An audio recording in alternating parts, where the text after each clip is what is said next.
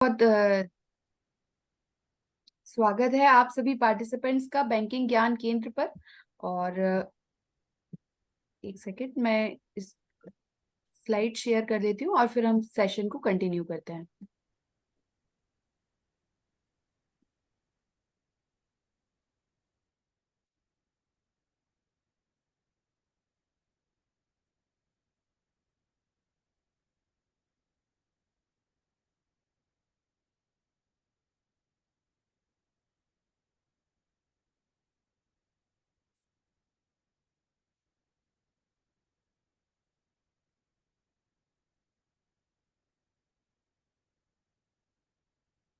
Banking ज्ञान केंद्र में आप सभी पार्टिसिपेंट्स का बहुत बहुत स्वागत है।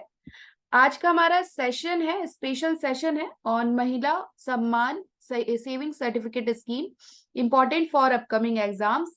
तो आई होप आज सभी पार्टिसिपेंट्स रेडी हैं आज के इस सेशन को कंटिन्यू करने के लिए और महिला सम्मान सेविंग सर्टिफिकेट स्कीम को पढ़ने के लिए। Good evening sir, good evening everyone. फौजी प्रदीप जी, आपको भी बहुत बहुत नमस्कार और आपका बहुत बहुत धन्यवाद इनवाइट करने के लिए। और आज के सेशन को हम स्टार्ट करेंगे और देखेंगे कि महिला सम्मान सेविंग सर्टिफिकेट स्कीम कब आई और इसमें विभिन्न प्रावधान, इसके तहत परिभाषाएं, ये सब कुछ आज के सेशन में हम डिस्कस करने जा रहे हैं। Good evening Avinash sir, Niranjan sir, good evening, good evening everyone. तो सेशन को हम स्टार्ट करेंगे और एक बार आप सभी पार्टिसिपेंट चैट सेक्शन में रिप्लाई कर दीजिए कि आप सेशन को अब रेडी करने के लिए स्टार्ट करने के लिए रेडी हैं। तो फिर हम सेशन को स्टार्ट करते हैं। यस यस, ओके, ठीक। तो आज काफी सारे पार्टिसिपेंट्स जुड़े हुए हैं हमारे साथ। आई होप आज का ये सेशन आप सभी को क्लियर करेगा कि महिला सम्मान सेविंग सर्टिफिकेट स्कीम में क्या दिया गया है। तो सबसे पहले एक इंट्रोडक्शन है। इंट्रोडक्शन में हम एक तरीके से परिचय लेंगे महिला सम्मान सेविंग सर्टिफिकेट स्कीम का और बात करेंगे कि ये किसके द्वारा लॉन्च की गई है और इसमें विभिन्न प्रावधान कौन से हैं। तो बजट 2023 में महिलाओं के द्वारा इन्वेस्टमेंट को प्रमोट करने के लिए, इन्वेस्टमेंट बढ़ाने के लिए महिला सम्मान सेविंग सर्टिफिकेट स्कीम लेकर आए हैं। एक स्मॉल सेविंग स्कीम लॉन्च की गई है, ये सिर्फ फीमेल इन्वेस्टर्स के लिए है। और इस स्कीम के तहत जो अकाउंट्स ओपन किए जाएंगे ये सिंगल होल्डर अकाउंट्स रहेंगे और इन अकाउंट्स को हम पोस्ट ऑफिस या फिर किसी भी रजिस्टर्ड बैंक में ओपन कर सकते हैं। तो सबसे पहले हमने ये समझा कि बजट 2023 के तहत ये स्कीम को लेकर आए हैं इन्वेस्टमेंट प्रमोट करने के लिए महिलाओं के बीच में।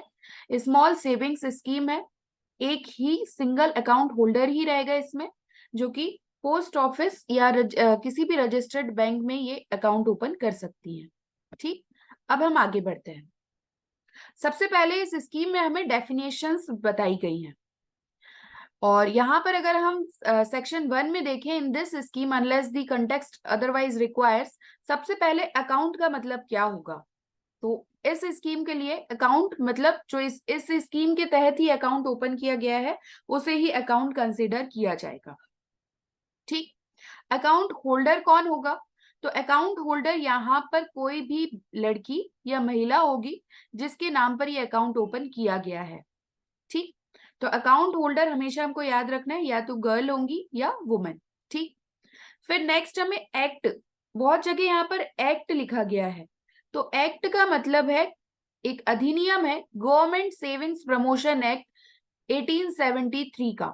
तो 5 ऑफ 1873, तो जहां कहीं भी हम देखते हैं एक्ट, तो act means the government savings promotion act 1873। ठीक, अब हम बढ़ते हैं आगे। अब एक वर्ड दिया गया है हमको, form. Form means a form appended to this scheme. General rules भी दिए गए हैं। जनरल रूल्स का मतलब है government savings promotion general rules 2018। तो जनरल रूल्स 2018 के तहत है और जो एक्ट है वो 1873 का है। आई होप आप सभी को ये बात क्लियर हो चुकी होगी। अगर कोई डाउट है तो कमेंट सेक्शन में आप बिल्कुल पूछ सकते हैं। फिर एक वर्ड यहाँ पर दिया गया है ईयर। एफ के तहत ईयर बताया गया है और year means a period of 12 months commencing from the date of deposit in the account. मतलब कि 12 महीने के को वर्ष समझा जाएगा, लेकिन वो 12 मंथ कैसे कंप्लीट होंगे? तो जब अकाउंट ओपन किया गया है, date of deposit in the account, मतलब डिपॉजिट जब किया गया अकाउंट में, तब से लेकर 12 मंथ जो होंगे उसे ईयर कंसीडर किया जाएगा। ठीक। अब हो सकता है कि कुछ वर्ड्स और एक्सप्रेशन यहाँ नहीं दिए हो, सिर्फ यहाँ पर 6 वर्ड्स हम देख पा रहे हैं, account, account holder, act, form, general rules और ईयर। तो जो वर्ड्स यहाँ पर नहीं दिए हैं उन्हें हम एक्ट 1873 के अधिनियम और जनरल रूल्स 2018 के तहत ही कंसिडर करेंगे। ठीक। तो अगर कुछ यहाँ पे वर्ड नहीं दिया है, मान लीजिए ईयर नहीं दिया होता और यहाँ पे हमें समझना होता कि ईयर का मतलब क्या है, तो हम एक्ट या जनरल रूल्स के तहत इसको जस्टिफाई करते या देखते। ठीक। बढ़ते हैं आगे। Application for opening an account. तो अकाउंट ओपन करने के लिए जो यहाँ पर एप्लीकेशन की बात की गई है, तो अगर अकाउंट ओपन करना है तो इसके बारे में कोई महिला ही एप्लीकेशन देगी या अप्लाई करेगी। ठीक है। या फिर अगर माइनर गर्ल है तो उसके बिहाफ में उसके गार्जियन अप्लाई करेंगे अकाउंट ओपन करने के लिए फॉर्म 1 में 31 मार्च 2025 से पहले, मतलब कि 31 मार्च 2025 से पहले कोई भी महिला अपने द्वारा एप्लीकेशन दे सकती है या कोई माइनर गर्ल के बिहाफ में उनके गार्जियन एप्लीकेशन दे सकते हैं अकाउंट ऑफिस इन फॉर्म 1। इस स्कीम के तहत जो अकाउंट ओपन किया जाएगा वो सिंगल होल्डर टाइप अकाउंट होगा। अगर आपसे क्वेश्चन पूछा जाए कि सिंगल होल्डर टाइप अकाउंट होगा या कैसा अकाउंट होगा, तो हमें याद रखना है सिंगल होल्डर। ठीक। अब यहाँ पर बात आती है एलिजिबिलिटी की। क्या क्या एलिजिबिलिटी होंगी? महिला सम्मान के लिए क्या कुछ लिमिट रखी गई है कि कौन इन्वेस्ट कर सकता है? क्या प्रावधान दिए गए हैं? तो ये बताया गया है कोई भी महिला महिला सम्मान अकाउंट ओपन कर सकती है अपने लिए, या फिर कोई माइनर गर्ल है तो उसके पेरेंट्स उसके लिए अकाउंट ओपन कर सकते हैं। बस एक चीज यहाँ पर करनी है और वो ये है कि 31 मार्च 2025 से पहले फॉर्म सबमिट करना होगा वुमेन इन्वेस्टर्स को। ठीक। Form 1 by March 31, 2025। अब बात आती है टाइप ऑफ अकाउंट की, किस तरीके के अकाउंट का यहाँ पर टाइप होगा।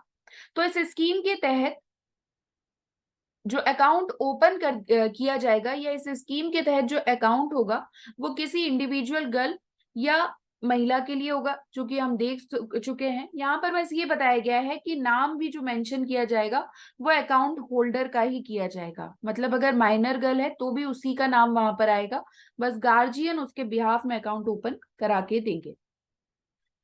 अब मान लीजिए पोस्ट ऑफिस में अकाउंट ओपन कराना है प्रिस्क्राइब्ड फॉर्म में, तो ये ओपन कर सकते हैं हम 31 मार्च 2025 से पहले। फिर वही बात आएगी, महिला या महिला के या गर्ल, अगर माइनर गर्ल है तो उसके गार्जियन उनके उसके बिहाफ में गार्जियन रहेंगे। ठीक। अब कुछ डिपॉजिट्स की यहाँ पर बात आती है कि मिनिमम डिपॉजिट्स क्या होंगे, मैक्सिमम डिपॉजिट्स क्या रहेंगे। तो जो मिनिमम डिपॉजिट करना है यहाँ पे बताया गया है वो होगा 1000 रुपीज का, and any sum in multiples of 100 rupees may be deposited in an account. Therefore, no subsequent deposit shall be allowed in the account. मतलब कि 100 रुपीज के मल्टीपल्स में जो भी अमाउंट आ रहा है वो डिपॉजिट यहाँ पर कर सकते हैं, मिनिमम ऑफ 1000 रुपीज, और इसके बाद कोई भी डिपॉजिट सब्सिक्वेंट डिपॉजिट अलाउड नहीं किया जाएगा। और मैक्सिमम लिमिट है 2 लाख रुपए की इस स्कीम के तहत बाय एन अकाउंट होल्डर। कोई भी इंडिविजुअल जो कि अकाउंट ओपन कर रही है महिला यहाँ पर, तो एन इंडिविजुअल में open any number of accounts in the scheme subject to the maximum limit for deposit ₹2 lakh and time gap of 3 months between the existing account and the opening of another account. मतलब यहाँ पर ये कहा गया है कि जरूरी नहीं है कि महिला एक ही अकाउंट ओपन करे, महिला एक से ज्यादा अकाउंट्स ओपन कर सकती है। बस यहाँ पर 2 चीजों का ध्यान रखना है। सबसे पहला तो ये कि मैक्सिमम लिमिट जो है डिपॉजिट की वो 2 लाख रुपए ही होगी। और मान लीजिए जैसे कि आज हम बात करें 6 जुलाई है, आज महिला ने अकाउंट ओपन कराया है, तो आज से 3 महीने के बाद वो अनदर अकाउंट ओपन कर सकती है, मतलब अगस्त, सितंबर, अक्टूबर, 6 अक्टूबर के बाद ये अकाउंट ओपन कर सकती है। यहाँ तक क्लियर हुआ सभी को? अब एक एग्जाम्पल यहाँ पर दिया गया है, एक उदाहरण यहाँ पर बताया गया है कि एक अकाउंट होल्डर जो होगा, जो अकाउंट यहाँ पर ओपन कर रहा है, मान लो 5 अप्रैल 2023 को 50,000 अमाउंट के साथ, फिर ये 5 जुलाई 2023 को 1.5 लाख रुपए बैलेंस के साथ अकाउंट ओपन कर सकती है महिला। क्लियर हुआ? तो मैक्सिमम लिमिट क्रॉस नहीं करनी है, अकाउंट नंबर ऑफ अकाउंट्स आप ओपन करा सकते हैं। Next slide. अब हम बात करेंगे इंटरेस्ट की, ब्याज की। बैंक की बात आए और इंटरेस्ट की बात ना आए तो ऐसा हो ही नहीं सकता। तो इस स्कीम में भी इंटरेस्ट के बारे में बताया गया है। इस स्कीम के तहत जो रेट ऑफ डिपॉजिट है, रेट ऑफ इंटरेस्ट जो है applicable to the deposits under this scheme is 7.5% per annum. मतलब जो रेट ऑफ इंटरेस्ट है डिपॉजिट पर वो 7.5% है पर एनम। और अगर हम बात करें पोस्ट ऑफिस सेविंग्स अकाउंट की, तो इंटरेस्ट कैसे ओपन किया जाएगा या कैसे मेंटेन किया जाएगा, तो इस स्कीम के तहत ही कार्य किया जाएगा। अब मान लीजिए विड्रॉ करना है, विड्रॉल फ्रॉम अकाउंट, तो अकाउंट होल्डर विड्रॉ कर सकते हैं अमाउंट को, लेकिन मैक्सिमम 40%। ठीक, जितना भी बैलेंस है उसका 40% विड्रॉ कर सकते हैं, लेकिन 1 साल के अगर हम बात करें after the expiry of 1 year from the date of opening of the account, but before the maturity of the account by making application in prescribed form. मान लीजिए यहाँ पर अकाउंट से हमें पैसा विड्रॉ करना है, तो उस कंडीशन में क्या करना होगा, तो ये बताया गया है कि मैक्सिमम 40% तक विड्रॉ कर सकती है महिला एक बार, जैसे ही 1 साल हो जाएगा अकाउंट ओपन होने का। ठीक, लेकिन मैच्योरिटी नहीं होनी चाहिए अकाउंट की, उससे पहले ये विड्रॉ कर सकती है। मान लीजिए अब महिला तो विड्रॉ कर लेगी पैसा, माइनर गर्ल के अकाउंट के बिहाफ में क्या होगा, क्योंकि यहाँ पर तो गार्जियन है, तो जो गार्जियन है ये भी विड्रॉ कर सकते हैं, लेकिन इन्हें बताना होगा कि हम माइनर गर्ल जो है उसके लिए पैसा विड्रॉ कर रहे हैं, उसके कुछ बेनिफिट के लिए विड्रॉ कर रहे हैं हम पैसा, ये बताना होगा। तो जो सर्टिफिकेट है वो पोस्ट ऑफिस में देना होगा, जिसमें हमें ये बताना है certified that the amount sought to be withdrawn is required for the use and welfare of Miss कुमारी। मतलब यहाँ पे ये बताना है सबसे पहले कि जो हम अमाउंट विड्रॉ कर रहे हैं वो जो गर्ल है उसके कुछ भले के लिए ही, उसके कुछ कल्याण के लिए ही कर रहे हैं, जो माइनर गर्ल है, और फिर यहाँ पर डेट मंथ ईयर पूरा हमको प्रिस्क्राइब करना है। ठीक, आगे बढ़ते हैं। Payment of maturity. अब मान लीजिए पहले तो हमने बात कर ली कि मेच्योरिटी नहीं हुई है, उससे पहले क्या कंडीशन होगी कि 40% तक विड्रॉ कर सकते हैं। ठीक, या पोस्ट ऑफिस में सर्टिफिकेट कर देके या सर्टिफाइड करके माइनर गर्ल के लिए विड्रॉ कर सकते हैं। अब यहाँ पे अकाउंट मैच्योर्ड कैसे होगा, तो ये बताया गया है कि जो अकाउंट है वो मैच्योर्ड होगा जब 2 साल हो जाएंगे अकाउंट ओपनिंग के। ठीक, अब जो एलिजिबल बैलेंस है ये अकाउंट होल्डर को दिया जाएगा जब वो अकाउंट होल्डर एक एप्लीकेशन फॉर्म देगा, फॉर्म नंबर 2, पोस्ट ऑफिस में कंसर्न ऑन मैच्योरिटी। मतलब कि अब अकाउंट होल्डर क्या करेगा, 2 वर्ष होने पर पोस्ट ऑफिस में फॉर्म 2 सबमिट करेगा कि मैंने जो अकाउंट ओपन कराया था वो पूरी तरीके से क्या हो गया है, अब मैच्योर्ड हो चुका है और अब मुझे मनी विड्रॉ करना है। ठीक, क्लियर हुआ सभी को? आगे बढ़ते हैं। Premature closure of account. मान लीजिए अभी मैच्योर नहीं हुआ है अकाउंट और अब इसका क्लोजर कराना है, तो ये बताया गया है कि मान लीजिए 2 वर्ष नहीं हुए हैं और अब आपको विड्रॉ करना है पूरी तरीके से अमाउंट, तो ऐसा नहीं हो सकता है।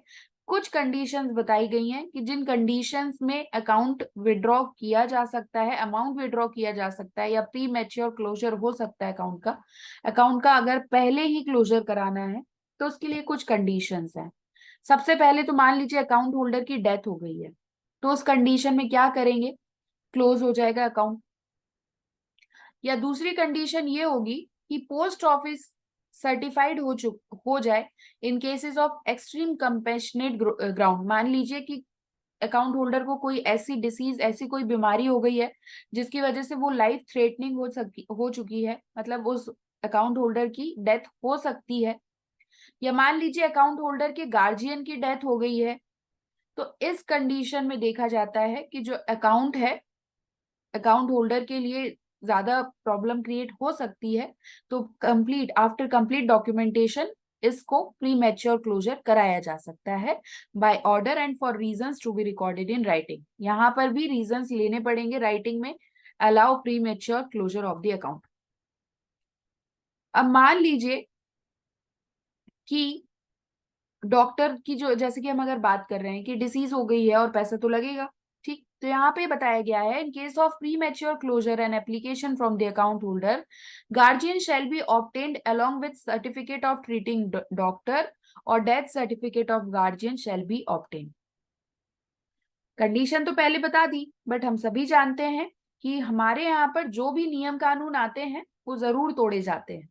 तो ये बताया गया कि हो सकता है कि कोई ऐसा भी करे कि बोल दे कि अकाउंट होल्डर जो है उसके लिए लाइफ थ्रेटनिंग कंडीशन हो चुकी है, उसको कोई बीमारी हो गई है या उसके गार्जियन की डेथ हो गई है, तो अकाउंट को क्लोज कर दिया जाए। तो इस बेसिस में ये बताया गया है कि अगर प्री मैच्योर क्लोजर कराना है तो जो डॉक्टर आपको ट्रीट कर रहा है, ट्रीटिंग डॉक्टर, उनका सर्टिफिकेट आप देंगे या फिर गार्जियन का डेथ सर्टिफिकेट आपको दिखाना पड़ेगा। उसी कंडीशन में यहाँ पर क्लोजर होगा, प्री मैच्योर क्लोजर। अब यहाँ पे बताया गया है जहां पर अकाउंट प्री मैच्योरली क्लोज्ड हो चुका है, जो कंडीशन मेंशन की गई थी, तो जो इंटरेस्ट है प्रिंसिपल अमाउंट का at the rate applicable to the scheme for which the account has been held shall be payable, मतलब 7.5% जो हम इंटरेस्ट की बात कर रहे हैं ये पे किया जाएगा। Premature closure of an account में बी परमिटेड, मतलब कि यहाँ पे बताया गया है कि प्री मैच्योर क्लोजर कभी भी हो सकता है, लेकिन कब? 6 महीने के बाद। मतलब मान लीजिए आज आज आपने अकाउंट ओपन किया है तो एटलीस्ट 6 महीने हो जाने दीजिए, उसके बाद प्री मैच्योर क्लोजर इन 2 कंडीशन में दिया जा सकता है। ठीक, यहाँ पर भी प्रिस्क्राइब्ड फॉर्म देना पड़ेगा। ठीक, in such cases account shall be eligible only for the interest rate less by 2% points than the rate specified for this scheme। अच्छा, यहाँ पे थोड़ा सा डिफरेंस है, थोड़ा सा मैं आपको फिर से बताना चाहूंगी। ये बताया गया है कि प्री मैच्योर तो अगर अकाउंट हो चुका है, क्लोजर हो चुका है, तो इंटरेस्ट तो 7.5% देना पड़ेगा। एक चीज और बताई है कि 6 महीने के बाद अगर यहाँ पर ये कहा गया है from the date of opening an account by submitting prescribed form for any reason other than mention in para F1, मतलब कि ये जो ऊपर 2 रीजन दिए थे उनके अलावा कोई और रीजन है जिस केस में आप प्री मैच्योर क्लोजर कराना चाहते हैं, तो उस केस में ये बताया गया है कि 2% पॉइंट कम करके, मतलब 5.5% के इंटरेस्ट के साथ क्लोजर किया जा सकता है। क्लियर हुआ सभी को ये चीज? एक बार कमेंट सेक्शन में जरूर रिप्लाई कर दीजिए तो हम आगे कंटिन्यू करते हैं।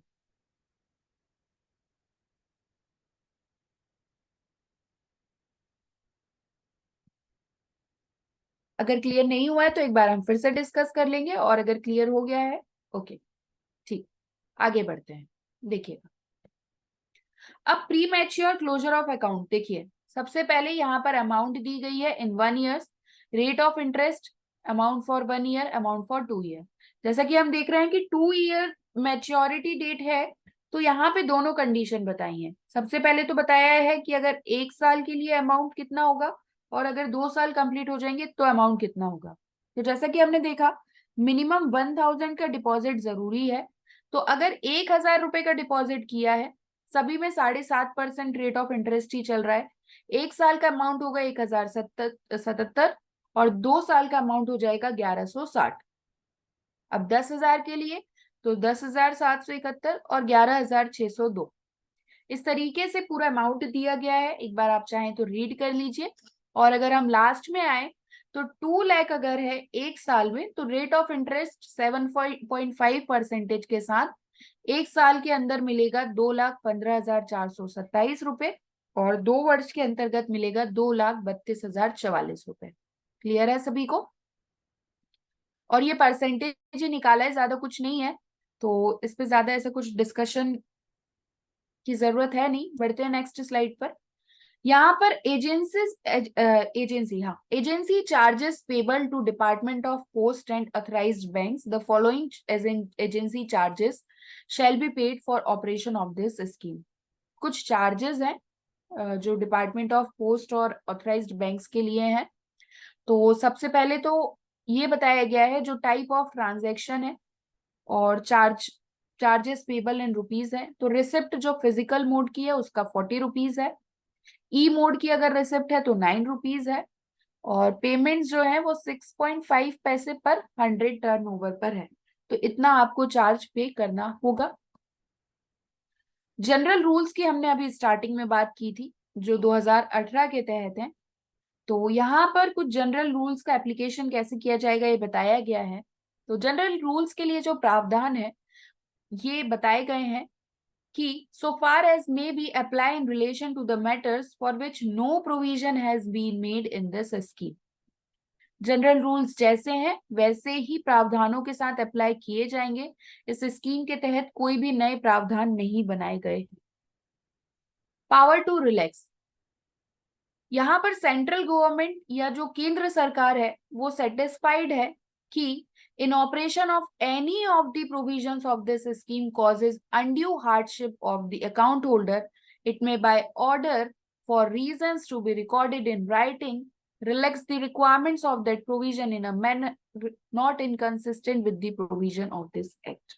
मतलब ये बताया गया है कि सेंट्रल गवर्नमेंट एक तरफ तो सेटिस्फाइड है इस स्कीम के प्रावधान से, अगर कुछ भी परेशानी आती है अकाउंट होल्डर को तो ऑर्डर के थ्रू जो भी रीजंस हैं वो राइटिंग में देकर जो भी रिक्वायरमेंट्स हैं प्रावधानों की उसे एक तरीके से फुलफिल किया जाएगा जो कि एक्ट के प्रावधानों में नहीं दी गई है, स्कीम के प्रावधानों को। मतलब कि बाकी सारी चीजों के लिए तो हम एक्ट और जनरल रूल्स को फॉलो करेंगे, लेकिन यहाँ पर ये बताया गया है कि कुछ अनड्यू हार्डशिप्स आ रही हैं, कुछ दिक्कतें आ रही हैं अकाउंट होल्डर को, तो स्कीम में जो प्रावधान दिए गए हैं उसके तहत हम कार्य करेंगे। तो इसी के साथ आज का हमारा सेशन कंप्लीट होता है। महिलाओं के लिए इतना अच्छी एक स्कीम हमारे लिए मतलब हमारे द्वारा लेकर आए हैं गवर्नमेंट सेक्टर्स के थ्रू, और सेंट्रल गवर्नमेंट ने इसके लिए काफी अच्छे से वर्क किया है। अगर इसी तरीके से महिलाओं के लिए और काफी बेहतर स्कीम्स आती जाएंगी तो स्पेशली अगर मैं बात करूं ग्रामीण क्षेत्रों की, देखिए शहरी क्षेत्रों में तो फिर भी आज की डेट में महिलाओं के लिए काफी सारे ऑप्शंस हैं प्रोफेशन से रिलेटेड कि वो काफी अच्छे से जॉब कर सकती हैं, इन्वेस्ट कर सकती हैं। बट मेनली मैं पर्सनल ओपिनियन अगर अपना बताऊं तो ये इस तरीके की स्कीम्स ग्रामीण क्षेत्र की महिलाओं के लिए काफी ज्यादा यूजफुल रहती हैं। एक तरीके से अगर बैंक इन सभी स्कीम्स के लिए ग्रामीण क्षेत्र की महिलाओं को भी अवेयर कराए और अर्बन एरियाज की महिलाएं भी अगर अवेयर हों तो इस तरीके की स्कीम्स का काफी अच्छे से हम बेनिफिट्स ले सकते हैं। जी सर, इसमें टैक्स एग्जेम्पशन जैसा कुछ नहीं है एक्चुअल में। जैसे कि अभी रिसेंटली मैं काफी सारी स्कीम्स देख रही हूँ जो महिलाओं के लिए लेकर आ रहे हैं। बस यहाँ पर इनका इतना सा ऑब्जेक्टिव है कि इन्वेस्टमेंट हो सके महिलाओं के द्वारा, या अगर गर्ल है माइनर गर्ल है तो उसके लिए उसके गार्जियन इन्वेस्टमेंट करें। इस वजह से इतना ज्यादा रिलैक्सेशन दिया गया है कि कोई भी बैरियर्स नहीं आए। सिर्फ ये बताया गया है कि अकाउंट ओपन करा सकते हैं 1,000 से 2 लाख रुपए तक का, मैच्योर्ड भी हो जाएगा, और अगर आप पहले भी चाहें तो भी मैच्योर्ड हो जाएगा। और रेट ऑफ इंटरेस्ट सबसे बेस्ट है यहाँ पे जो कि 7.5% है। ठीक, तो आज का ये सेशन यही समाप्त होता है। आई होप मैंने आपको जो भी पढ़ाया आपको काफी अच्छे से समझ आया होगा। सेशन में बने रहने के लिए आप सभी का बहुत बहुत धन्यवाद और मिलते हैं नेक्स्ट सेशन में। थैंक यू एवरीवन, शुभ रात्रि। अगर आपका कोई फीडबैक है तो बिल्कुल आप कमेंट सेक्शन में बता सकते हैं, अदरवाइज फिर हम नेक्स्ट सेशन को कंटिन्यू करते हैं।